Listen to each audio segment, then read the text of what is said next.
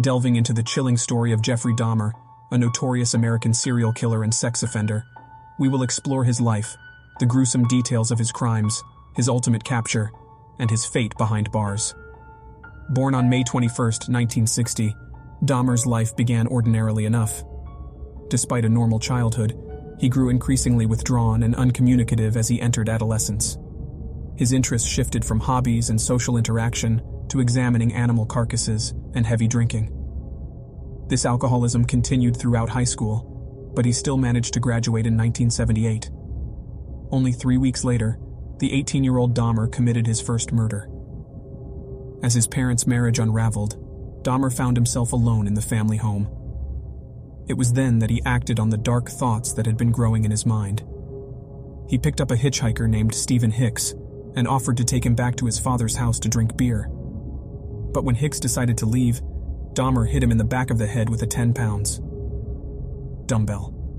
Dahmer then dissected, dissolved, pulverized, and scattered the now imperceptible remains throughout his backyard, later admitting to killing Hicks simply because he wanted him to stay. 9 years would pass before he killed again. Dahmer's life continued to spiral out of control. He attended college but dropped out due to his alcoholism.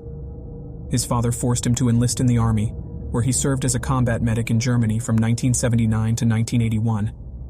However, his alcoholism persisted, leading to his discharge and subsequent return to Ohio. His drinking continued to cause problems, so his father sent him to live with his grandmother in West Allis, Wisconsin. By 1985, Dahmer was frequenting gay bathhouses, drugging and raping unconscious men. Arrested twice for indecent exposure in 1982 and 1986, he only faced probation and was never charged for the rapes. Stephen Tuomi became Dahmer's second victim in September of 1987. Dahmer picked him up from a bar and took him back to a hotel room, where he woke up the next morning to Tuomi's beaten dead body. He later stated that he had no memory of actually murdering Tuomi, implying that he had committed the crime on some sort of blacked-out impulse. The killings occurred sporadically after Tuomi, with 2 victims in 1988, 1 in 1989, and 4 in 1990. He continued to lure unsuspecting men from bars or solicit prostitutes, whom he then drugged, raped, and strangled. At this point, Dahmer also began carrying out particularly disturbing acts with their corpses, continuing to use the bodies for intercourse, taking photographs of the dismemberment process, preserving his victims' skulls and genitals with scientific precision, and even retaining parts for consumption. During this period, Dahmer was arrested for drugging and fondling a 13-year-old boy at his job at the Ambrosia Chocolate Factory. He received 5 years probation, 1 year at a work release camp, and was required to register as a sex offender. Released 2 months early from the work program, he moved into a Milwaukee apartment in May of 1990. There, despite regular appointments with his probation officer, he committed 4 murders that year and 8 more in 1991. Dahmer began killing around 1 person each week by the summer of 1991. He became infatuated with the idea of turning his victims into zombies, to act as youthful and submissive partners. He experimented with drilling holes into their skulls and injecting hydrochloric acid or boiling water into their brains. Soon, neighbors complained about strange noises and awful smells coming from Dahmer's apartment. On one occasion, a lobotomized victim left unattended even made it out onto the street to ask several bystanders for help. When Dahmer returned, however, he successfully convinced the police that the irrational young man was simply his extremely intoxicated boyfriend. The officers failed to run a background check that would have revealed Dahmer's sex offender status, allowing him to narrowly escape his fate for a little while longer.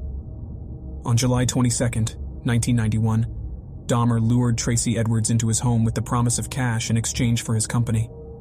While inside, Edwards was then forced into the bedroom by Dahmer with a butcher knife. During the struggle, Edwards managed to escape and flagged down a police car. When the police arrived at Dahmer's apartment, Edwards alerted them to the knife that was in the bedroom. Upon entering the bedroom, the officers found the pictures of dead bodies and dismembered limbs that allowed them to finally place Dahmer under arrest. Further investigation of the home led them to find a severed head in the refrigerator, 3 more severed heads throughout the apartment, multiple photographs of the victims, and more human remains in his refrigerator. A total of 7 skulls were found in his apartment, as well as a human heart in the freezer. An altar was also constructed with candles and human skulls in his closet.